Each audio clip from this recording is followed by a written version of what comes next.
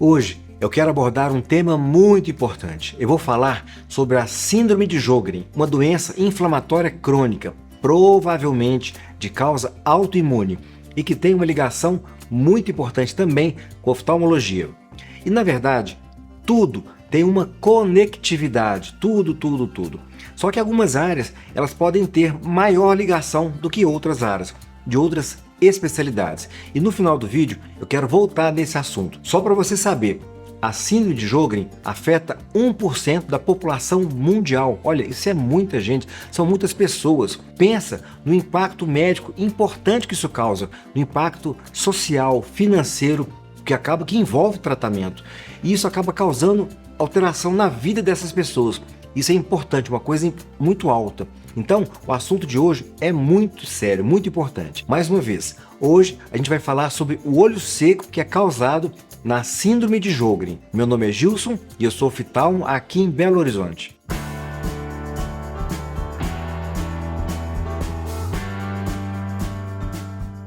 Hoje eu quero fazer um apanhado geral sobre essa doença, uma explicação que seja uma forma fácil para você entender. Eu vou citar 4 aspectos importantes na Síndrome de Sjögren, mas eu quero deixar também uma orientação, uma mensagem no final, podemos dizer assim, um pensamento para você. Bom, antes de mais nada, o nome Sjögren vem de um médico oftalmologista sueco, mas a gente sabe que teve pesquisa da doença antes dele, mas esse nome Sjögren veio por causa desse médico. A Síndrome de Sjögren é uma doença inflamatória crônica de provável etiologia autoimune e tem também uma distribuição mundial. Agora, primeiro, o que essa doença afeta? Afeta as glândulas lacrimais e as glândulas salivares. São os principais órgãos afetados.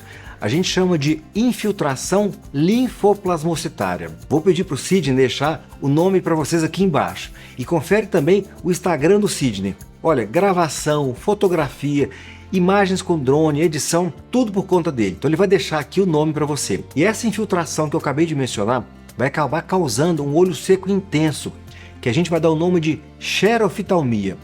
Vou colocar aqui também.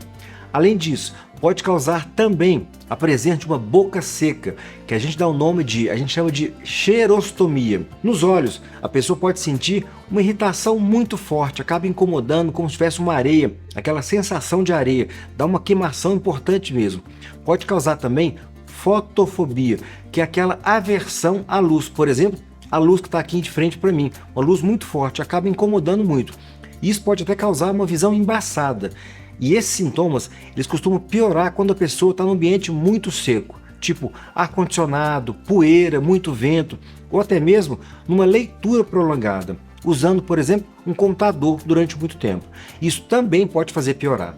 Bom, tem outras glândulas que também podem ser acometidas, por exemplo, pâncreas, glândulas sudoríparas, as glândulas mucosas do trato respiratório, gastrointestinal e também glândulas do urogenital, ou seja, a doença pode afetar o organismo como um todo.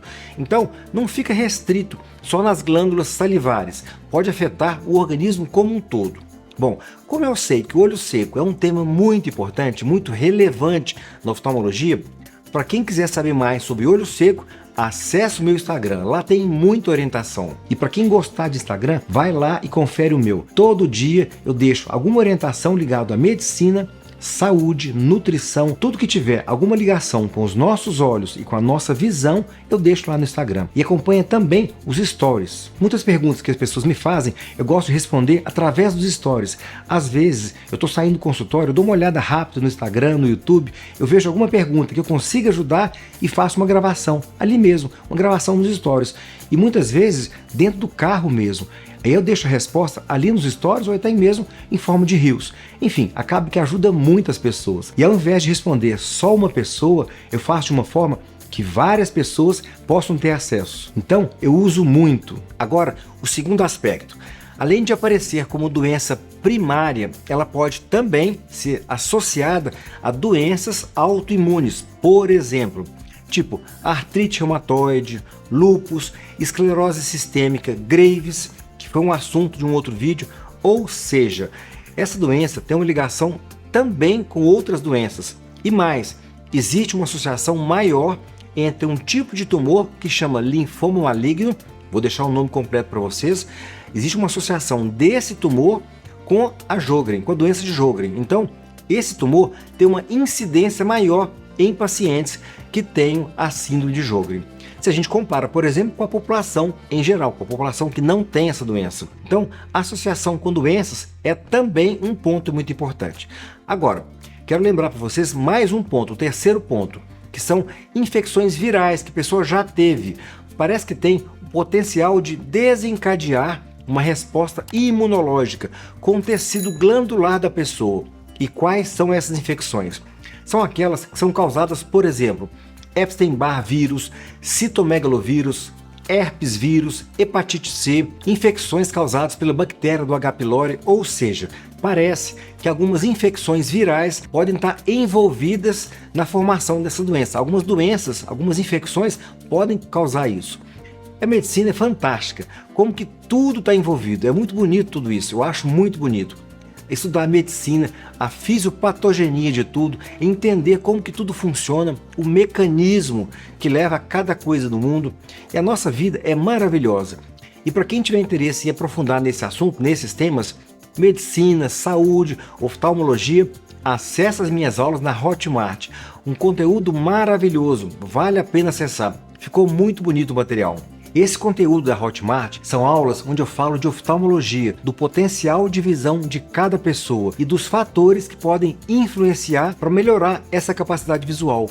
Um material que ficou muito bonito, são aulas lindas, super importante para quem tem glaucoma ou suspeita de glaucoma, doenças da retina, córnea, catarata, ceratocônio, tem tudo lá. Orientações muito importantes, descobertas recentes, pesquisas super novas, sempre visando a manutenção de uma visão perfeita. Tudo na Hotmart. E por um tempo limitado, eu vou oferecer um acesso online direto comigo, para que eu possa esclarecer dúvidas sobre os temas dos vídeos, ao vivo, de forma direta. Tá tudo na Hotmart. Bom, agora o quarto aspecto, o quarto item que eu quero citar para vocês aqui hoje. Em termos de números, 9 mulheres são acometidas para cada homem. O que isso quer dizer? O que isso sinaliza para a gente? Bom, isso sinaliza que deve existir um lado hormonal, que provavelmente faz parte da fisiopatologia dessa doença. Ou seja, existe um lado hormonal da doença, para fazer com que ela seja mais comum em mulheres do que em homens. Tudo bem? Ficou claro isso? Deve existir uma relação com a parte hormonal ligado às mulheres. Bom, então o que a paciente pode sentir além da secura da boca e dos olhos? Pode ter também secura na pele, no nariz, nas partes íntimas, pode dar uma fadiga, pode causar fadiga, ou seja, dar aquele cansaço, pode causar também uma artralgia, que é uma dor na articulação, pode causar artrite e, claro, os sintomas eles vão depender do órgão que estiver sendo afetado. Todos aqueles que eu falei no começo, depende de cada órgão. E pode ter também muita alteração. E para quem tiver mais interesse sobre essa doença, eu vou deixar na descrição desse vídeo aqui algumas manifestações que podem acontecer na síndrome de Sjögren. Tá bem explicado e ficou bem resumido. E olha, eu estudei muito para poder fazer esse vídeo, estudei muito. E como esse canal é um canal de medicina, de saúde, tudo tem que ser baseado em livros, em revista científica, ou seja, tem que ser tudo muito preciso. Eu estou falando isso, estou fazendo essa referência que eu achei interessante uma coisa que eu li. Eu quero deixar aqui registrado. Se os principais sintomas são secura da boca, dos olhos e um cansaço extremo, isso precisa ser investigado. Claro, na consulta oftalmológica, a gente tem uma série de testes e de exames que a gente faz para poder excluir ou confirmar alguma suspeita. Ou então até mesmo o que a gente está investigando. E nesse caso, quando a pessoa já sabe que tem a doença, a gente vai fazendo esses testes para poder saber, para ter certeza que o nosso tratamento está funcionando para esse paciente. Tudo bem? Ficou claro? Mais uma vez, ou seja, resumindo, nenhum sintoma pode ser desprezado. Agora imagina, só para citar, O fluxo de saliva das pessoas que têm essa doença pode ficar reduzido à metade do normal. Olha a série de implicações que isso vai ter na vida dessa pessoa. Imagina, tem que ter um acompanhamento do dentista. E claro, isso é importante. Isso vai acabar incomodando muito a pessoa e é importante que ela passe também pelo dentista. E por que essa doença tem uma forte ligação, agora falando da oftalmologia, por que tem uma forte ligação com o oftalmo? E é óbvio, além da parte dos sintomas que eu já citei, é o tratamento. O tratamento também tem uma ligação importantíssima com a minha especialidade, com a oftalmologia.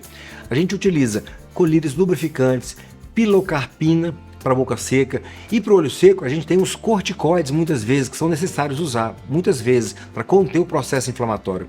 E eu já falei bastante sobre isso em outro vídeo. Eles são muito usados. Eles podem ter uma ligação importante. Se usados por longo prazo, podem ter ligação com a catarata e com o glaucoma. Tem também a hidroxicloroquina, que é uma das medicações que pode ser usada no tratamento, que precisa também de um acompanhamento oftalmo de forma regular para a gente saber se está tendo algum efeito colateral ou não. Olha, até mesmo a oclusão dos pontos lacrimais, nos casos mais graves, a gente pode usar. Então, cada caso tem que ser analisado de forma individual. Tudo precisa ser acompanhado bem de perto. Mas eu quero fazer uma observação aqui agora. Tem um ponto muito importante que eu quero deixar registrado aqui hoje. Além de tudo que eu já falei sobre a parte que tem a ligação com os olhos, além de tudo que a gente conversou hoje, o que me chama mais atenção é o fato de ser uma doença autoimune. E por que autoimune? Tenta imaginar, é o próprio organismo da pessoa que ataca a própria pessoa. Quer dizer, tem muita coisa na medicina para avançar ainda, e claro, componente genético, ambiental, imunológico, sem dúvida. Mas o que leva, o que faz o organismo da pessoa a entrar em combate com ele mesmo? Alguma coisa está errada naquela pessoa, alguma coisa está acontecendo naquela pessoa. E tudo tem que ser muito bem investigado. Desde a parte física, a parte do corpo da pessoa, claro, e também temos que analisar a parte emocional dessa pessoa. Como que foi a vida da pessoa, quais foram os processos de vida que ela teve, os sofrimentos, as angústias, as dores que essa pessoa teve ao longo da vida. E foi o que eu falei, tudo tem uma conexão, tudo está interligado. Tudo aquilo que a pessoa vive, tudo aquilo que a pessoa pensa, tudo aquilo que a pessoa passa pela vida vai ter uma influência na vida dessa pessoa. Sabe aquela história que quando a gente joga uma pedra no lago, todo o lago vai se modificar com a presença daquela pedra, com o simples fato de a gente ter mandado aquela pedra lá de fora? Olha, tudo vai mudar. Na nossa vida é assim, tudo está interligado. Pode ser que aí esteja a chave de tudo, no entendimento dessa doença. Claro que precisa de muito estudo, sem dúvida, mas o tempo vai mostrar tudo. O fato é, a síndrome de Sjögren pode modificar a vida da pessoa. E a gente tem que usar tudo aquilo que está à nossa disposição, o nosso arsenal terapêutico, para a gente caminhar no sentido da cura. Tudo bem? Deixa aqui nos comentários como que você vê tudo isso. Se você acha que eu falei faz sentido ou não para você. Coloca aqui nos comentários, dê a sua opinião, mostra pra gente. Um grande abraço.